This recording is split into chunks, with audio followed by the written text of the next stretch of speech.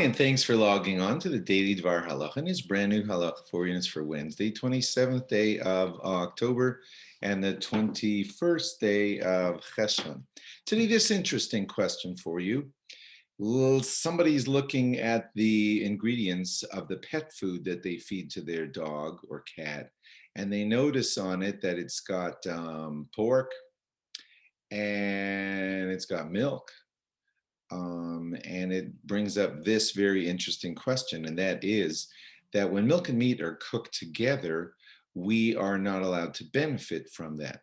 So you're not eating your pet food, I hope, but you are benefiting from some pet food that your dog is eating, and it has in it pork and milk, and maybe they're somewhat cooked together or whatever.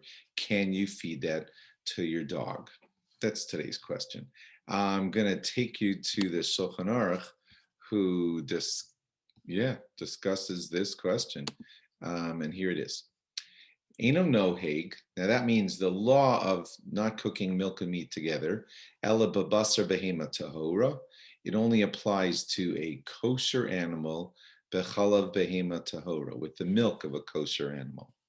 Aval basar tahora, but if you have the milk of a cow, bechalav tamea, with the milk of a non-kosher animal, o basar tamea, or with the meat of a non-kosher animal, bechalav tahora, with kosher milk, mutar bebishul v'hana. You can cook them together and benefit from them. So he's basically saying that the only time you're not allowed to benefit from basar b'chalav, milk and meat that were cooked together, is only when it's kosher meat with kosher milk from a kosher animal. And then he goes on to say, basar chaya ba'of, the flesh of a wild animal, which would be like deer, venison, bird, chicken, whatever. Afilu b'chalav tahora, even if it's cooked with the kosher milk, mutter bebishul, it's mutter to be cooked, uvahana, and it's mutter to get benefit from it. And even eating it, says the Shulchan Aruch, is only a rabbinic infraction. That's a whole nother discussion.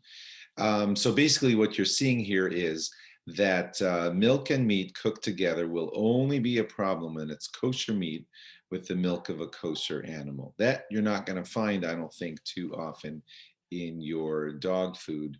And if you do, certainly you may want to discuss that with your rabbi.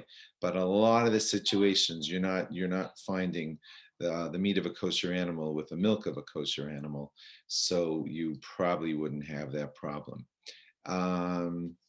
He just goes on to say, I'll read to you for your interest, the meat, quote unquote, of a fish or the meat of locusts, they don't even have a rabbinic prohibition. And lastly, from the Ramah here, he says if you have almond milk, you can put chicken together with the almond milk, because it would only be a rabbinic prohibition at best. But he says if you ever want to put beef together with almond milk, it would be a good idea to put some almonds at the side of the tray, just so that people looking at it wouldn't be confused about what they're looking at when they see, you got beef with milk there. So if you just put some almonds around and people will realize that it's almond milk, or maybe I might add myself the almond milk container or something like that, then just to get rid of the look of, do you have milk and meat in that dish together? So that's the whole matter. So on a lot of the pet foods where it's pork or something like that, you have nothing to be concerned about. If it's venison, also nothing to be concerned about. If it's chicken, nothing to be concerned about.